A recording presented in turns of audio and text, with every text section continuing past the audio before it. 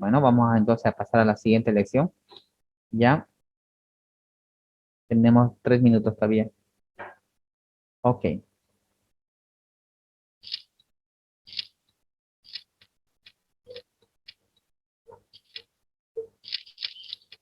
Vamos a empezar este capítulo entonces del examen de tórax. En cuanto al examen de tórax, tenemos que ver nosotros los límites primero del tórax. El límite superior del tórax, que viene a ser en este caso, tiene la forma de un naipes francés, ¿ya? Y donde el límite superior, en la parte anterior, está por la clavícula, ya a unos 2 centímetros, entre 2 a 4 centímetros, ya, por encima de la clavícula. Como ven acá. Por 2 centímetros por encima de la clavícula hasta 4 en borde superior del tórax y en la parte inferior, 12ª costilla, ¿ya? O en este caso viene a ser el diafragma, el músculo del diafragma, ¿no? Entonces es una caja compuesta por huesos, cartílagos y músculos que se mueven para permitir la expansión pulmonar. En cuanto a puntos o a puntos en este caso que te orientan en la parte anterior, lateral o posterior o órganos que están dentro de la parte del tórax anterior, está por ejemplo el esternón, el maniubro, el apéndice sifoides y los cartílagos costales. A nivel lateral tenemos las 12 costillas, ya, y en la parte posterior tenemos las 12 vértebras torácicas o dorsales, ¿no? En este caso, miren, como ven aquí, todas las costillas llegan al esternón, se conectan al esternón. Pero lo que es, por ejemplo, la novena, 10ª y 11ª costilla, se unen en un solo cuerpo, ¿ya? De cartílago, y estas se van a unir al esternón, ¿ya? Y en la última parte del esternón tenemos el apéndice sifoides. Ahora, el límite inferior, les decía, está en el 12º, en el 7º cartílago costal o a la 10ª dorsal, ¿ya? 10ª dorsal o 7º cartílago costal. Entonces les decía, por ejemplo, que el cartílago 8, 9 y 10 de la costilla se unen uno solo para formar y se unen aquí al esternón, ¿ya? Estas, por ejemplo, estas que se unen van a provocar lo que se llama el ángulo de Charpy. El ángulo de Charpy es esta, que normalmente tiene un ángulo que va a 80 grados lo normal. Cuando es más de 80 grados es obtuso y menos de 80 grados es agudo. A lo que se llama planimetría de tórax anterior y de tórax posterior. En la planimetría de tórax anterior tenemos que fijarnos y rayar unas líneas imaginarias para dividir el tórax y para poder localizar algunas lesiones primarias o secundarias en tórax anterior. Entonces, las líneas son las siguientes. Hay una línea media que va a nivel del esternón justamente, la línea media, ¿ya? A nivel de la línea, en la unión, en la parte media, en la mitad de la clavícula, se traza una línea imaginaria vertical, ya a ambos lados, a la mitad de la clavícula, ¿ya? Entonces, haciendo en este sentido, entonces, de la línea media, ¿ya? Línea media clavicular, tanto izquierda como derecha, y la línea axilar anterior. Esto te va a dar la división en lo que es vertical del tórax anterior. Esto para localizar alguna lesión primaria o secundaria. Y en cuanto a las líneas horizontales, vamos a tener aquí la línea que pasa generalmente a nivel de la clavícula, ¿ya? La línea interclavicular sería en este caso, ya que va a dar lugar entonces a la división de supraclavicular e infraclavicular. Después tenemos la siguiente línea que está a nivel de la tercera costal, ¿ya? De la tercera costal, sabemos nosotros de que, miren, el punto anatómico, por ejemplo, es el ángulo de Lewis. Una vez de que localizamos la prominencia del ángulo de Lewis, al lado de la prominencia de Lewis está el segundo espacio intercostal. De ahí palpamos y tiene que estar más abajo el tercer espacio intercostal y, lógicamente, localizar la tercera costal. Entonces, trazamos la línea horizontal. Y más abajo está la sexta costal. La sexta costal, que ya la que va a dividir tórax y abdomen como tal, ¿no? Es más o menos donde está este nivel, está el diafragma. Entonces, tanto líneas horizontales como líneas verticales te van a dividir al tórax anterior en diferentes puntos, que son los puntos más importantes: supraclaviculares, ya, infraclaviculares, ya, lo que es la mamila o la región mamaria, ya, y los hipocondrios, tanto izquierdo como derecho, en la parte interna de la línea media o la parte externa, ¿no? Entonces, Esas son las líneas anteriores. Las líneas posteriores son estas, por ejemplo. Estas iguales, verticales, horizontales. Las líneas verticales, uno que pasa a nivel de la línea vertebral, ¿ya? A nivel de las apófisis espinosas de la línea, de la apófisis espinosa de toda la columna, es la línea media. Después, hay una línea que donde ustedes van a palpar más o menos aquí a nivel de la raíz de la apófisis espinosa del omóplato, y ustedes trazan una línea con la parte inferior del omóplato, ¿ya?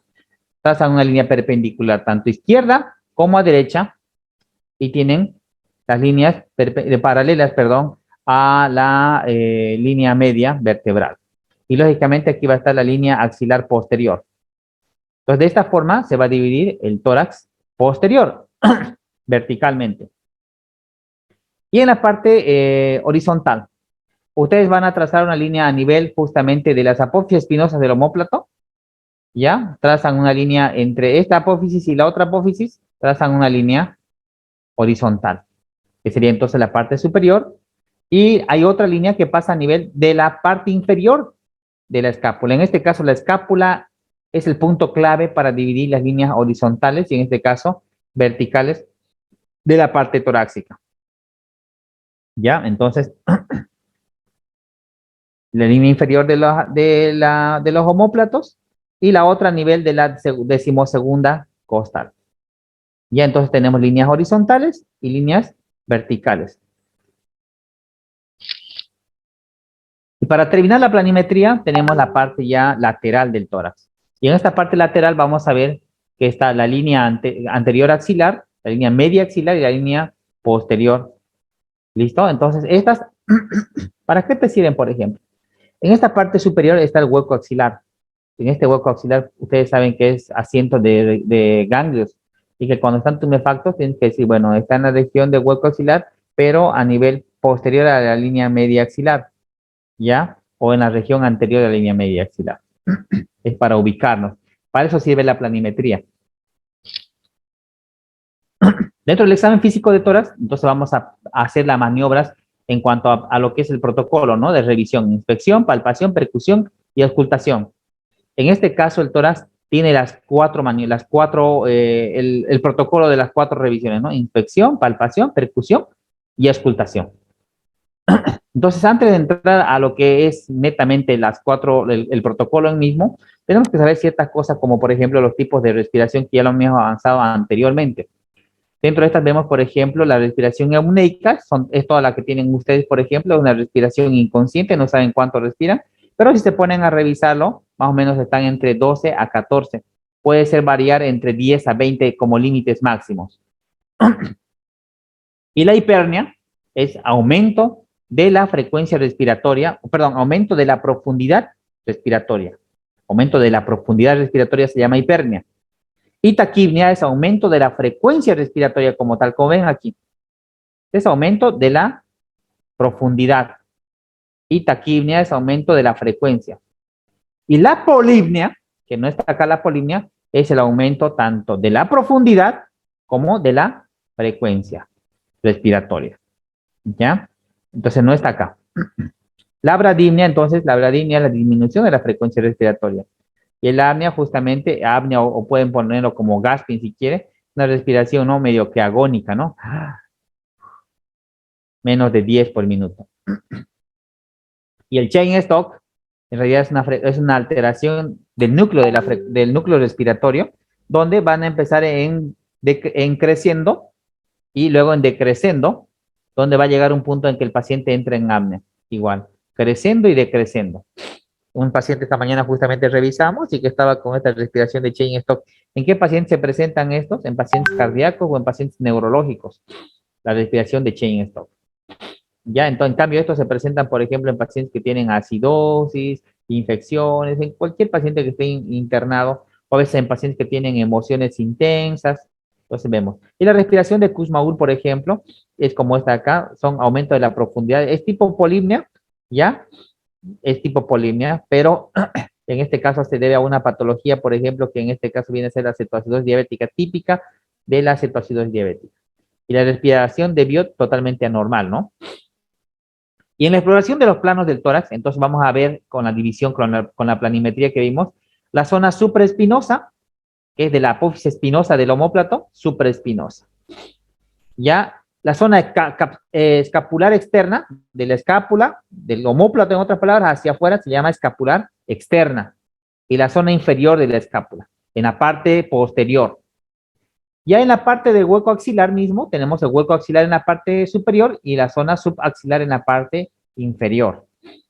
Y en la parte anterior vemos la zona supraclavicular, de la línea interclavicular hacia arriba, supra, por debajo infraclavicular, lo que les he dicho, región mamaria, y la región por debajo que es los hipocondrios, ¿no? Ya, esto es lo que vemos aquí en la planimetría. Y acá lado vemos la frecuencia respiratoria por edades, ¿no? Aquí miren, por ejemplo, en un prematuro, 40, 90 frecuencias de frecuencia respiratoria, lo normal, en un recién nacido a término, entre 30 y 80 como límites máximos. En cambio, en el adulto, ya entre 10 y 20, ¿no? Aquí están más de 10 y 20 la frecuencia respiratoria. Entonces, los tipos respiratorios que podemos ver, por ejemplo, generalmente esto en las mujeres, ¿no? Una mujer adulta a veces o en algunas enfermedades respiratorias crónicas, la respiración es más que todo costal superior. Es esto lo que se mueve, esta parte superior, ¿ya? Las 6 primeras costillas, como dice en el texto. Las 6 primeras costillas, entonces, respiración costal superior. En pacientes, generalmente esto pasa en las mujeres adultas o en pacientes que tienen una enfermedad respiratoria crónica o a veces en neumonías agudas, ¿no? Y ahora la respiración costal inferior, generalmente movilizando toda la parte inferior esta de acá, ¿ya? Sobre todo con el diafragma. Entonces, movilizando las últimas costillas, se presenta esto en adolescentes y generalmente aumenta el diámetro transversal esta parte de acá, ¿no? ¿Ya? Y la respiración abdominal, que se presenta generalmente en los hombres, en todas las personas, varones, exclusivamente con el diafragma, ¿no? Esta parte hacia abajo. Y se le hincha la barriga. Entonces, esta es, generalmente la abdominal es en los hombres y la costal superior en las mujeres, ¿ya? Todos los diámetros aumentan. La respiración paradójica, en cambio, ya es cuando hay alguna de las alteraciones en cualquiera de estas, por ejemplo, entre una y otro, entre un hemitórax y el otro hemitórax. Se dice respiración paradójica, ¿ya? ¿En qué pacientes se presentan esta respiración paradójica? En pacientes, por ejemplo, que tienen un trauma de tórax, que tienen un golpe y que les duele para respirar, por ejemplo, con el hemitórax o con el pulmón del lado izquierdo, y tratan de respirar con el pulmón del lado derecho, y cuando respiran, hacen una respiración paradójica. ¿Ya? Ok. En cuanto al tiraje, el tiraje es un signo clínico de la patología respiratoria que generalmente se presenta en niños cuando están a veces con broncoespasmo. Hablamos de tiraje cuando los tejidos de la caja torácica se desplazan anormalmente hacia la parte inferior. Miren, por ejemplo, acá. Los músculos intercostales normalmente no se tienen que ver, ni las costillas. En cambio, un tiraje subcostal se ve. Entonces, estas intercostales se meten. Como ven acá, igual se están metiendo. Mira, aquí hundido. A eso se llama tiraje subcostal. ¿Ya? Entonces, este signo indica dificultad respiratoria, que el paciente no está logrando ventilar bien sus dos pulmones. Entonces, puede ser que esté con broncoespasmo, que esté con mucha secreción, que generalmente se ve en los niños. En personas ya adultas, cuando vengan tiraje subcostal, estamos frente casi a una emergencia pulmonar, ¿no? El paciente puede ser que esté, por ejemplo, con un neumotórax o con un distrés respiratorio por COVID. Entonces, este es un signo importante, sobre todo en niños se presenta, como les digo. En cuanto a la disnea, en realidad ya hablamos largamente de la disnea en un tema anterior, ha sido todo un tema, ¿ya? Así que además que hablemos ahora. El tórax anterior generalmente tiene forma de un cono truncado, ¿ya? Tanto en hombre como en mujer, ¿ya? Con un vértice inferior y una base superior. En niños, por ejemplo, la forma del tórax es cilíndrica, ¿ya? En todos los niños. Vamos a ver ahorita tipos de tórax. Se puede ver variaciones fisiológicas dependiendo mucho del biotipo del paciente, en cuanto a longilíneo, brevilíneo o normolíneo. Entonces le decía el tórax cilíndrico en personas lactantes o de corta edad, ¿ya? Que generalmente se van marcando con el paso de los años. Y aquí vemos diferentes tipos de tórax. El tórax piramidal, el tórax telescopado y el pectum carinatum o el tórax en quilla. En cuanto al tórax piramidal, justamente tiene una forma de pirámide, ya con base en la región inferior, ¿ya? Forma de pirámide. Entonces, bueno, se desarrolla en algunos pacientes que tienen, sobre todo esta enfermedad, ¿no? El síndrome de Marfan, que viene a ser una patología genética. Entonces, este es el tórax piramidal. En cambio, el tórax telescopado se presenta en algunos pacientes que tienen, por ejemplo, enfermedad de Paget. La enfermedad de Paget generalmente se debe a una degeneración del hueso, ¿no? Una degeneración en cuanto a la formación, por ejemplo, de osteoblastos. Hay acortamiento del tórax y esto se suman, por ejemplo, la prominencia de las clavículas, que son muy largas. O a veces hay concifosis acentuada. En cuanto al pectum carinatum o tórax en quilla, por ejemplo, es cuando hay una protrusión neta a nivel de la apófisis sifoides. Entonces, esta, por ejemplo, te hace dar justamente el tórax en quilla. Aumenta el diámetro anteroposterior del tórax. Y el pectum excavatum, lo contrario, o tórax en embudo, donde justamente a nivel donde tiene que estar el apéndice sifoides, es hundido. Muchas veces hasta el mismo esternón se hunde, ¿ya? El hundimiento de la parte superior del esternón, acompañado muchas veces de subluxación de clavículas. Esto puede ser congénito. A veces uno en la semiología no revisa el tórax y a veces no se da cuenta en pequeños detalles, pero puede haber pectus excavatum mínimo, ya en muchas personas la hay. Y el tórax en polichineta, ya, generalmente en pacientes que tienen la acromegalia, en pacientes que tienen el biotipo displásico, se presentan este tórax en polichineta. Ya existe un enorme desarrollo, miren, el tórax está totalmente desarrollado donde hay una anarquía en la sincronización de las partes del cuerpo. El tórax en polichineta. Y el tórax paralítico se presenta en pacientes que son longilíneos o que hayan tenido, por ejemplo, justamente algún tipo de compromiso nervioso donde haya, por ejemplo, en pacientes que tienen un ACV, por ejemplo, y donde tengan un lado que no está moviendo, ese lado va a ser parte del tórax paralítico. O en pacientes que no tienen actividad física y son delgados. Entonces se caracteriza por ser largo, estrecho, con las costillas oblicuas hacia abajo. ¿Ya? Entonces el tórax paralítico. El tórax raquítico, que generalmente se debe a deficiencia de vitamina D o muchas veces en cuanto a deficiencia de proteínas, y se va a ver justamente como lo ven acá, como el rosario costal, ¿no? Y donde se ven las prominencias, por ejemplo, costales. ¿Listo? El tórax entonel o enfisematoso, en aquellas personas que son fumadores, entonces donde, imagínense un globo que le ingresa el aire, pero no puede sacar el aire. Hay una especie de válvula para poder evitar sacar el aire. Entonces ese globo se va inflando, y es la misma forma, ¿no? Es como si fuera un globo inflado, pero no se puede eliminar. Entonces este es el tórax, por eso se llama tórax enfisematoso, ¿ya? Y el tórax de Harrison, que se debe a una deformidad como consecuencia de la tracción del diafragma sobre las costillas debilitadas. Esto por la deficiencia del calcio. Como ven aquí, hay una línea, por ejemplo, a nivel del diafragma, ¿ya? Esto se debe justamente en este caso, a desnutrición, donde se puede ver la línea del diafragma. Se llama tórax en Harrison.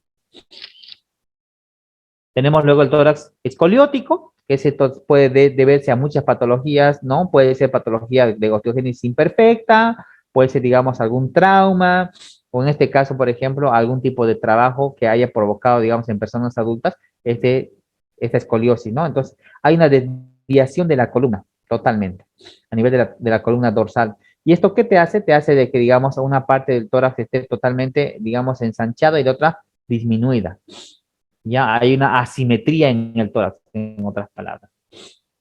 Y el tórax sifoescoliótico, que aparte de haber justamente la escoliosis que hay en la columna, vamos a ver de que también hay un aumento de la convexidad posterior.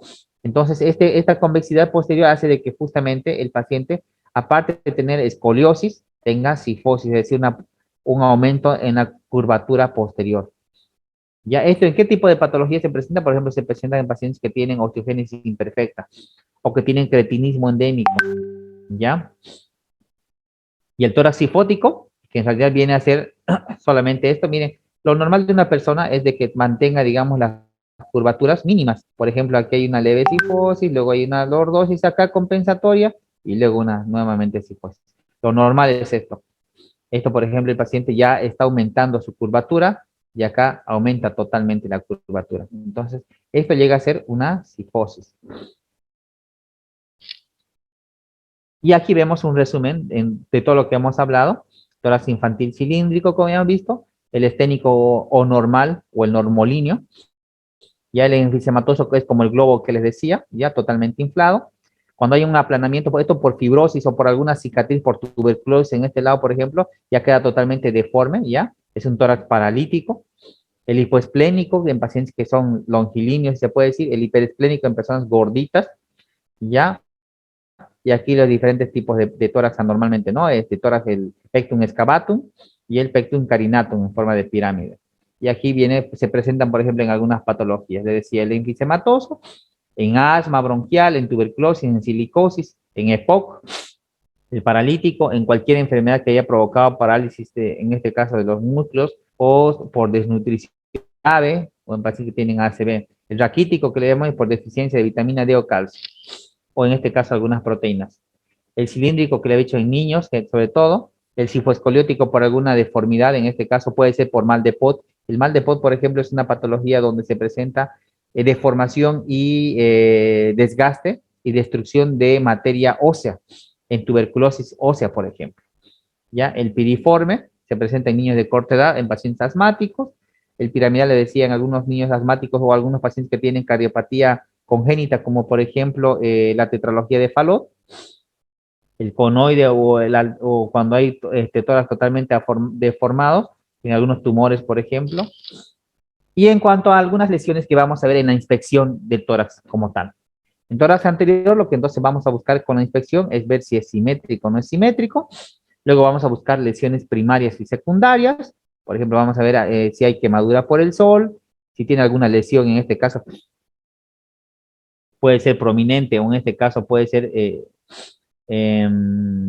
prominente, o en este caso puede ser depresión.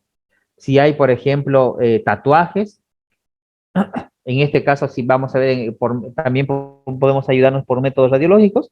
En este caso, miren, hay un cuerpo extraño, por ejemplo, en tórax, hemangiomas, habíamos visto, ¿no? De las lesiones hipercrómicas, ¿no? Melanomas, petequias, y en realidad diferentes tipos de lesiones que, de acuerdo a la planimetría, vamos a saber localizar en qué espacio, en dónde están.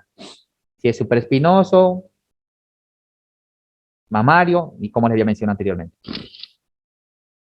Algunas lesiones que no podemos obviar, por ejemplo, muchas veces, a veces se nos va y vemos estos nebus aracniformes, en alguna, tal vez vemos en cara, a veces en tórax, y es importante, ¿no? Te está diciendo que el paciente puede estar con algún tipo de desnutrición. O, por ejemplo, en dilataciones en cáncer, por ejemplo, en cualquier tipo de cáncer, ya va a haber normalmente neoformación de vasos, tanto de arterias como de venas, y son justamente estas. Algunas enfermedades, en este caso micosis, por ejemplo, la actinomicosis pulmonar, el herpes zóster que se viene ya en vesículas confluyentes, como ven acá en la imagen. Entonces, esto se ve en la inspección. Aparte de ver la simetría, la forma de respirar, si está con hipernia, eumnia, entonces aparte de ver la respiración, vas a hacer la planimetría y vas a identificar las lesiones primarias y secundarias. Es en cuanto a la inspección de tórax. Ya, una vez de que veamos, antes de entrar a la palpación como tal, vamos a ver lo que es la región mamaria y generalidades de la región mamaria. Entonces, es importante ver esto, sobre todo en mujeres, ¿no es cierto? Esto se debe sobre todo a la búsqueda de 6 puntos importantes, 6 signos importantes en cuanto a la detección de cáncer mamario. Que muchas veces no solamente no es exclusivo de la mujer el cáncer mamario, sino que es más frecuente, casi 9-1. Entonces, pero también en el hombre es importante a partir de cierta edad, ¿no? Entonces, vamos a ver, por ejemplo, las partes, por ejemplo, de la glándula mamaria, donde vamos a ver, por ejemplo, los lóbulos como tal, las glándulas mamarias como tal que están acá. Luego vamos a tener la grasa subcutánea, que ya yendo al pezón, ¿listo? Los conductos galactíferos, que es de donde salen, por ejemplo, la secreción de las glándulas mismas, y termina y llega a la areola y al pezón. Ya por debajo de esto, por ejemplo, tenemos una fascia y tenemos el músculo pectoral, el pectoral mayor, y vamos a tener la inervación y la irrigación de la mama como tal. Entonces, la mama generalmente está ubicada entre la segunda y sexta costilla, ¿ya? Entre la línea axilar anterior y el borde external. Aquí. ¿Ya? Borde external, línea axilar anterior, ¿ya? Entre la segunda costilla y la sexta costilla. Tenemos toda la mama. Normalmente la mama se va a ubicar más que todo a nivel del cuadrante superexterno. Y vamos a saber cómo vamos a dividir luego, ¿ya? Entonces, esto, por ejemplo, el tejido glandular se mantiene ahí en la estructura así, por ejemplo, bien formadita la mama, gracias a unos ligamentos suspensorios, que estos vienen a ser los ligamentos de Cooper, ¿ya? Que unen la piel a la aponeurosis. Gracias a estos ligamentos se mantiene la mama firme, se puede decir. En cambio, cuando ya se vuelven laxos, por ejemplo, cuando ya empieza a dar de lactar, por ejemplo, la madre, se elongan estos y generalmente la mama se vuelve péndula, ¿ya? Entonces, esto, tenemos 10 minutos, van a disculpar, y seguimos.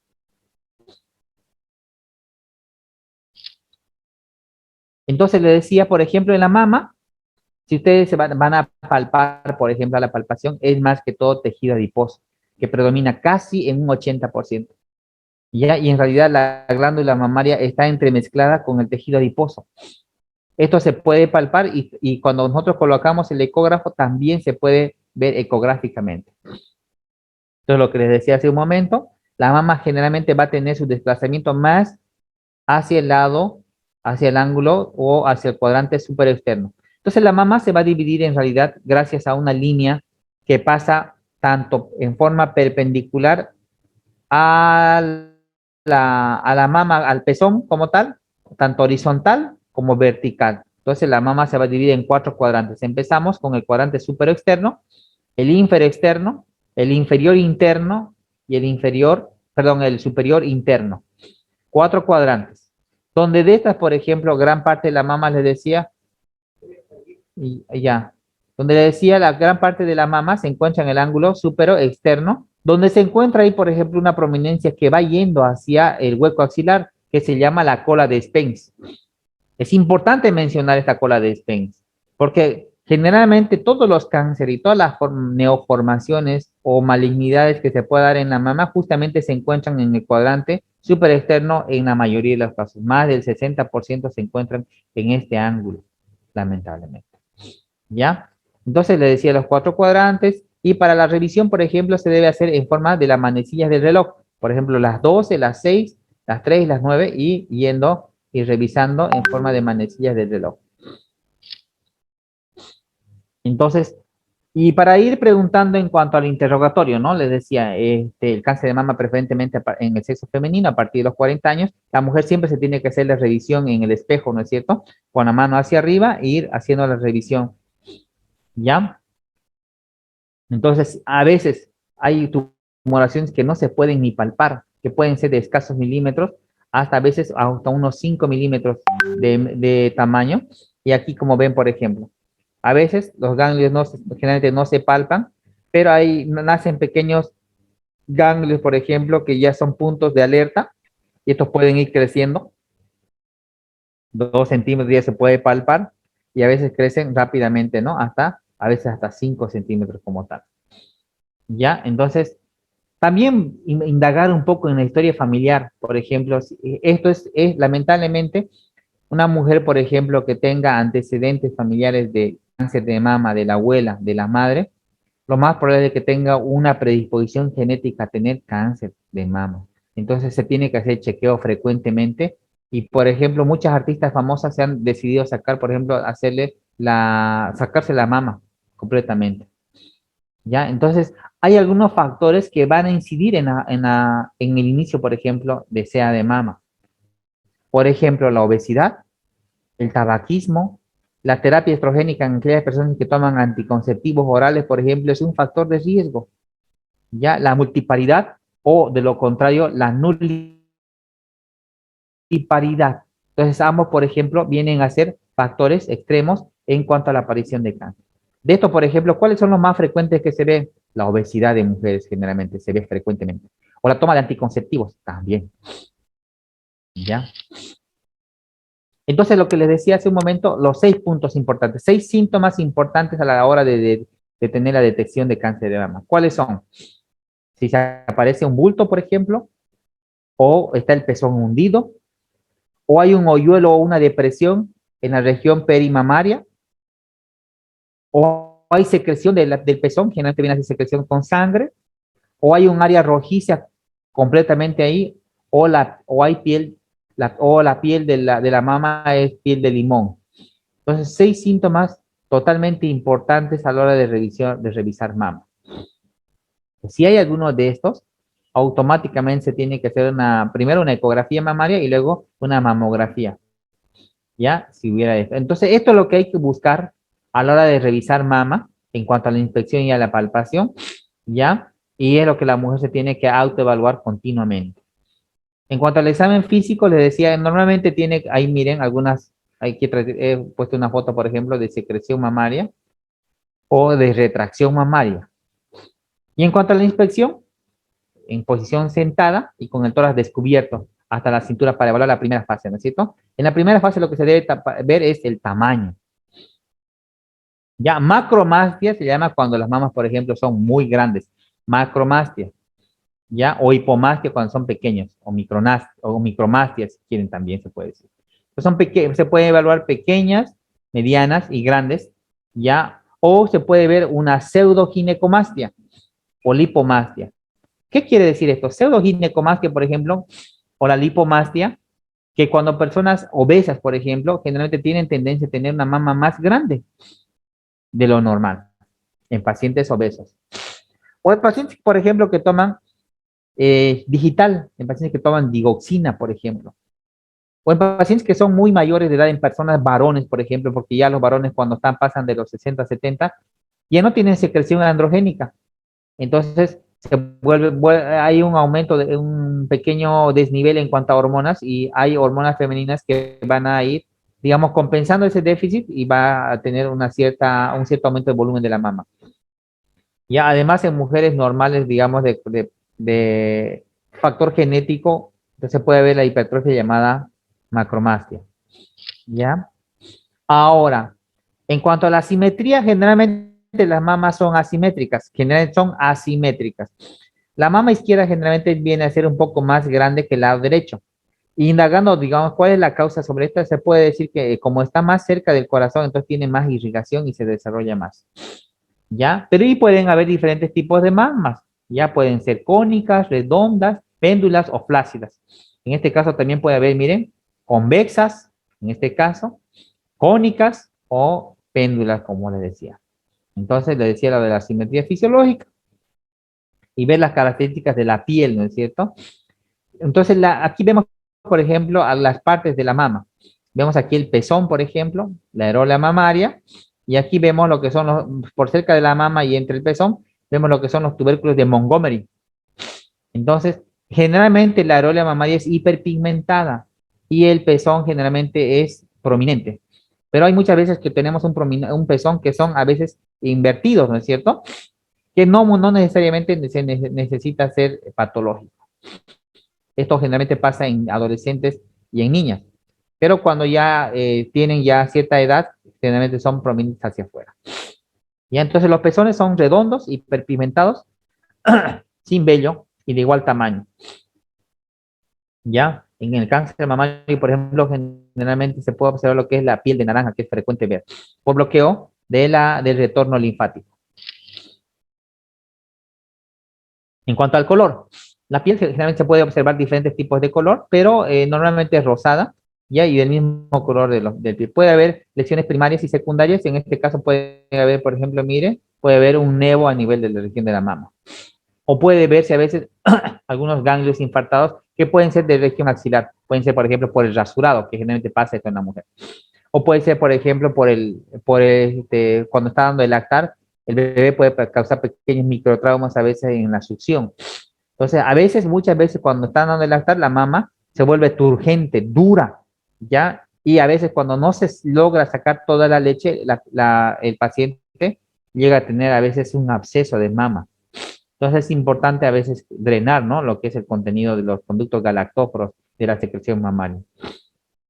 Ahora, miren, como ven en la imagen, por ejemplo, acá, una paciente que ha sido operada de mama, ha sido extirpada de la mama y ha sido sacado toda la cadena ganglionar de la axila. En este caso, toda esta cadena se le ha sacado y lógicamente no va a haber un buen retorno de la linfa. Entonces, como no hay buen retorno de la linfa, esta paciente va a tener un linfedema en el miembro de la operación. Ya se llama linfedema. ¿Listo? Tenemos un minuto, chicos. Vamos a quedar aquí. Ya les voy a pedir, por favor, de que el día lunes no voy a poder pasar clases. Estoy en un curso de ecografía Doppler en Santa Cruz. Así que nos vamos a pasar el día martes. Deberían pasar el link. ¿Listo? ¿Alguna pregunta hasta acá, chicos?